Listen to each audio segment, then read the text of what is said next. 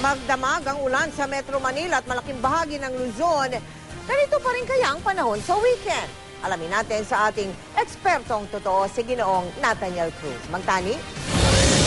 Mel, nakalabas na kagabi ang bagyong Krising sa Philippine Area of Responsibility. Kaya hindi na ito nakakaapekto sa lagay ng panahon dito sa ating bansa.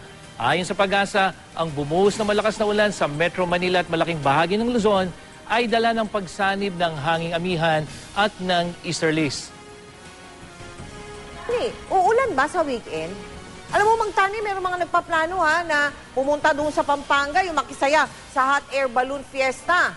At saka yung Panagbenga Festival sa Baguio. Mang Tani, kamusta kaya ang lagay ng panahon? Yes, Mel. At base sa datos ng Weather Central, may tsansang umulan dyan sa Clark sa Pampanga. Kaya sa mga makikisaya sa Hot Air Balloon Fiesta, magdala po ng payong, lalo't sa linggo pa inaasahang magiging maaliwalas dyan. Maulan din sa weekend dyan sa Baguio, na kung saan ipagdiriwang naman ang Panagbenga Festival. Kaya bukod po sa jacket at panlaban sa lamig, paalala pong magdala rin ng mga panangga sa ulan. At dito sa Metro Manila naman, asahan ang mahinang pag-ulan ngayong weekend. Gayon din sa iba pang bahagi ng Luzon, lalo na po dito sa eastern section. At sa Kalakhang, Visayas, mas maulap at maulan naman bukas, lalong-lalo po dyan sa Cebu at dyan sa Kalibo. Sa malaking bahagi ng Mindanao, mas magiging maulan naman po sa linggo kung makikita nyo dito sa Zamboanga, Jensan at dito sa Davao.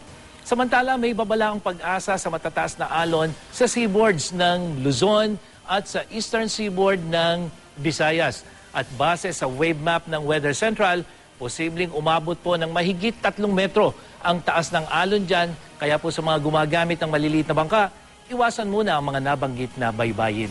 Yan ang ating ulat panahon.